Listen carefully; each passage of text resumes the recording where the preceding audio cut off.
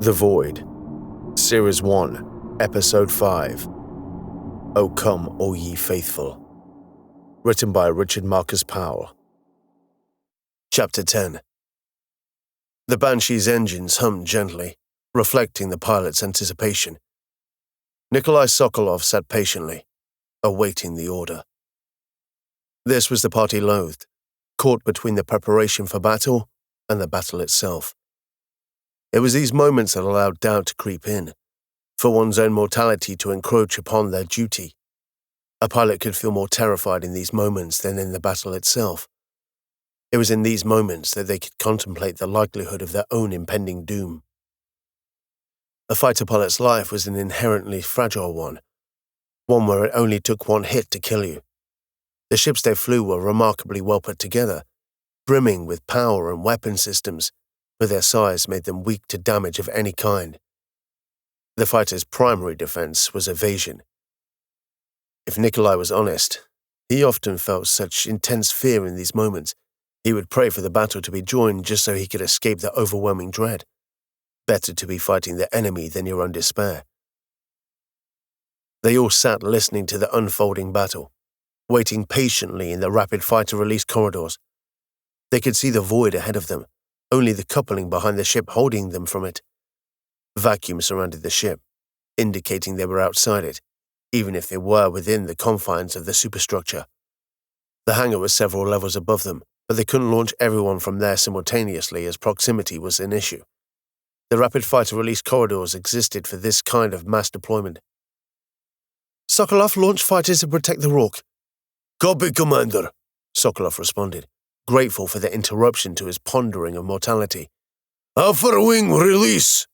The complement of fighters poured from the Liberator and swarming towards the Rock. Let's see if we can intercept any of the incoming fire, Sokolov ordered. This was the reason they were piloting the Banshees and not the Spectre fighters.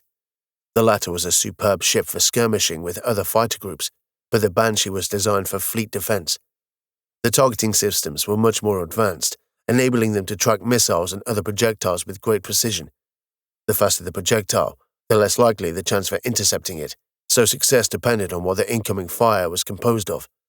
Missiles were slow in comparison, so they stood a better chance, whereas railgun projectiles were beyond difficult. Where the fighters excelled in point defense was their agility.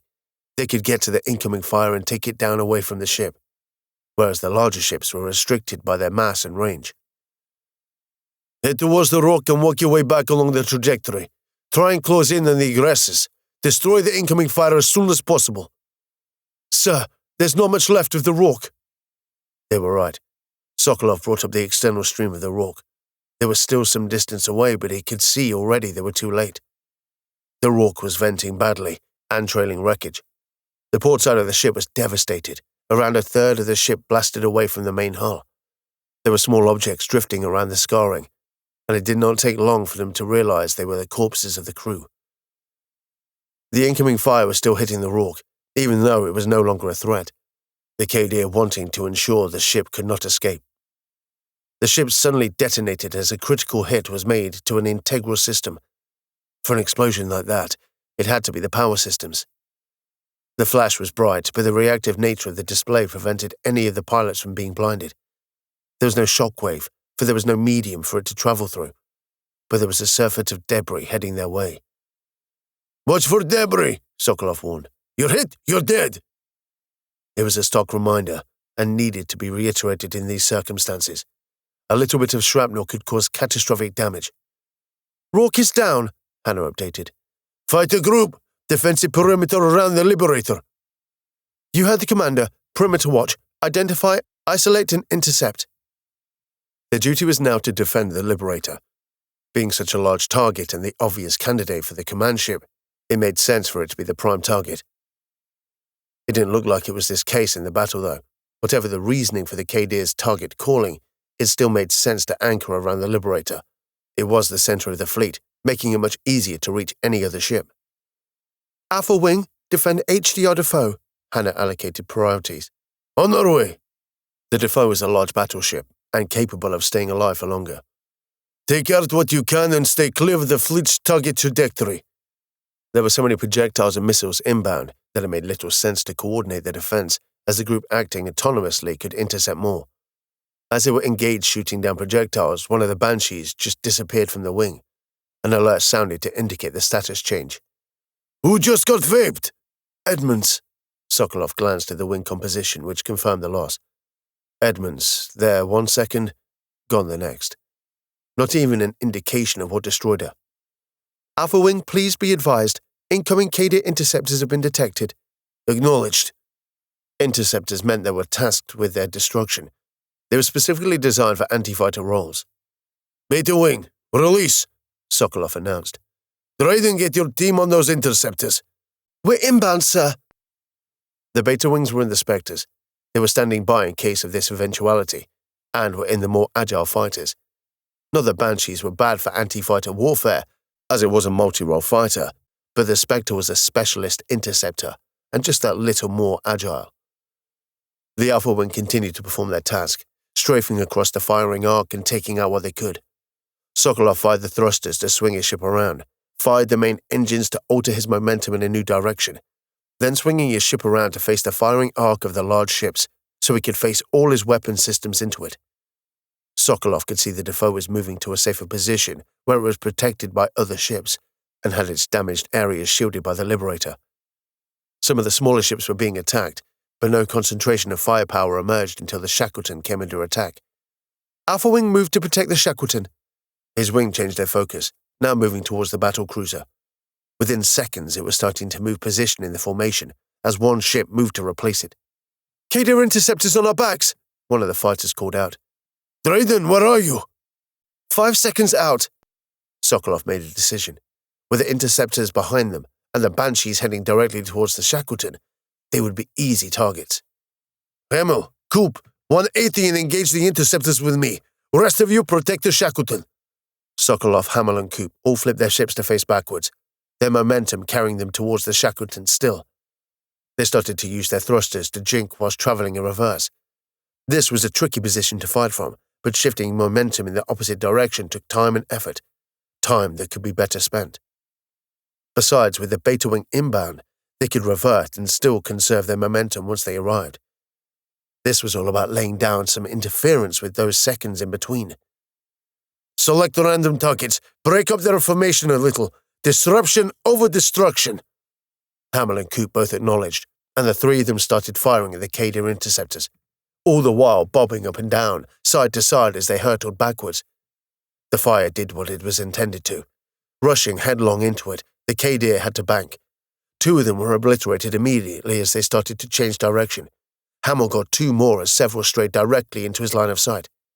"Nice shooting, Hamel. Better for you after," Sokolov congratulated. As the Cadir interceptors tried to re-establish their targets, Beta Wing swooped in, annihilating a few more in the process. The dogfight had begun in earnest, allowing Alpha Wing to proceed with their purpose. "Thanks for taking over, Drayden." Reverting their ships, they moved into a trajectory better suited for anticipating the incoming projectiles travelling towards the Shackleton. As Beta Wing destroyed the interceptors, Alpha Wing utilized everything at their disposal to mitigate the flak.